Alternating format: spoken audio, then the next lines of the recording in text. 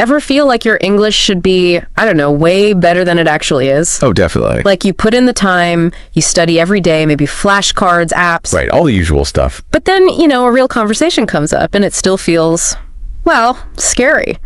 Or you just get stuck. Yeah, that's a really common feeling. Yeah. A huge frustration for so many learners. So if that's you, you're definitely not alone. Well, that's exactly what we're digging into in this deep dive. We've been looking at some really interesting takes on why that happens. Mm-hmm. And it seems like the traditional ways we're told to study English might actually be part of the problem. It's a bit counterintuitive, isn't it? It is.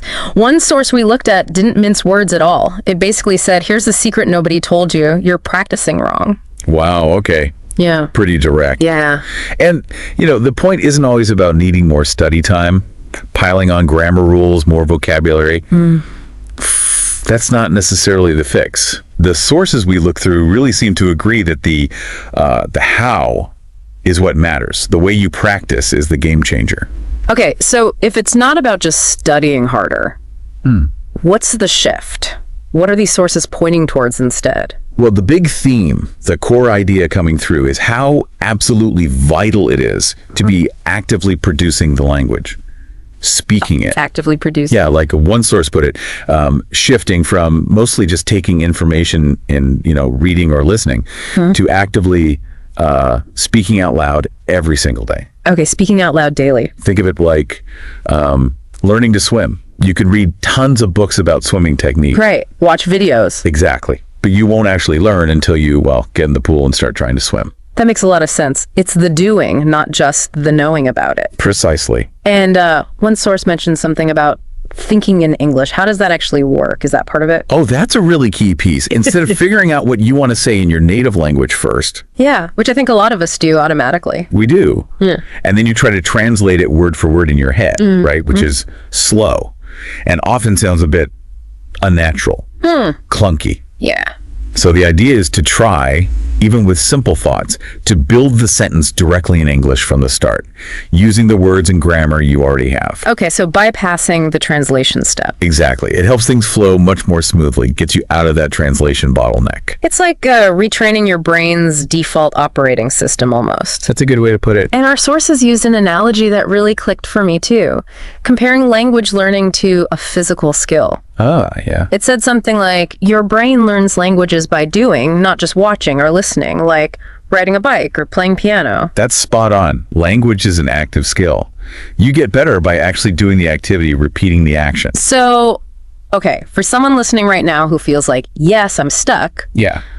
What's a really practical first step based on all this? Well, the good news is you don't need to overhaul everything overnight. One source had a really simple, manageable suggestion. Okay. It said, basically, if you're serious about fluency, start small. Really small. How small? 5 minutes daily speaking to yourself. Just 5 minutes speaking to yourself. Yeah. Just talking out loud in English for 5 minutes. Narrate what you're doing, describe your room, whatever. Just get the words flowing. Huh. That actually sounds doable. Right. And what's interesting is how that small, consistent action can apparently lead to real change pretty quickly. Yeah. As one source put it, and trust me, after just a few weeks, you'll feel the difference. It's about building those speaking pathways in your brain. Regular active use. And I guess that links directly to confidence, right? It's hard to feel confident if you never actually practice speaking. Absolutely. One of the pieces we read stated it so clearly, because confidence doesn't come from studying harder.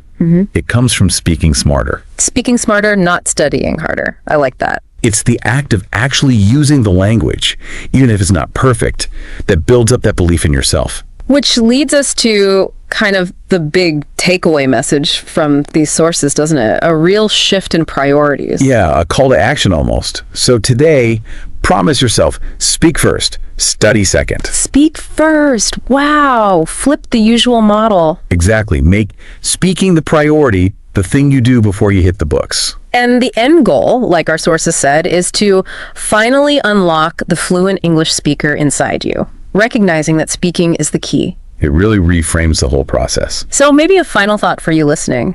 How could shifting your own focus, from just consuming information, studying, to actively producing it, actually doing it, even in tiny daily steps, how could that maybe speed up your learning or build your confidence? Not just with English, perhaps, but maybe in other skills you're trying to develop too. Something to think about.